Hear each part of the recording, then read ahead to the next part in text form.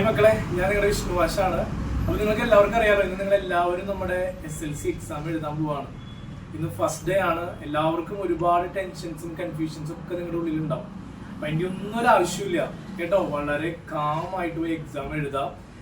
ഇപ്പോൾ പലരും ഇപ്പോൾ എക്സാമിൻ്റെ സ്റ്റാർട്ടിങ്ങിൽ ക്ലാസ്സിലേക്ക് പോകുമ്പോൾ എല്ലാവരും കാണാൻ പറ്റില്ല. എല്ലാവരും അത് പഠിക്കുന്നു, ഇത് പഠിക്കുന്നു, ആ ബുക്ക് പഠിക്കുന്നു, ഈ ബുക്ക് പഠിക്കുന്നു. അതിൻ്റെ ഒന്നും ഒരു ആവശ്യമില്ല. നല്ല പോലെ എല്ലാവരും ഇപ്പോൾ നമ്മുടെ റിവിഷനും മാരത്തൺ ക്ലാസ്സും ഒക്കെ ആയിട്ട് നിങ്ങളെ പഠിപ്പിച്ച് സെറ്റ് ചെയ്തിട്ട് ഞങ്ങളോട് വിട്ടേക്കണം. അപ്പം ഇനി ആ സ്കൂളിൽ പോയിട്ട് നിങ്ങൾ ആരും വെപ്രാളം അടിക്കാൻ നിൽക്കണ്ട. പഠിച്ച കാര്യങ്ങളൊക്കെ എനിക്ക് കിട്ടും എന്നൊരു കോൺഫിഡൻസ് നിങ്ങൾക്ക് വേണം. പഠിച്ചൊക്കെ എൻ്റെ മൈൻഡിലുണ്ട്. ആ ഒരു കോൺഫിഡൻസോട് കൂടി പോവാ. പഠിച്ചിട്ട് പോകണം, പഠിക്കാണ്ട് കോൺഫിഡൻസ് ഉണ്ടായിട്ട് കാര്യമില്ല. പഠിച്ചൊക്കെ എൻ്റെ ഉള്ളിലുണ്ട് എന്നുള്ള കോൺഫിഡൻസോട് എക്സാമിൻ്റെ ഹോളിലേക്ക് പോവാം. എക്സാം പേപ്പർ കിട്ടിക്കഴിഞ്ഞാൽ ഒരു ടെൻഷനും അടിക്കണ്ട.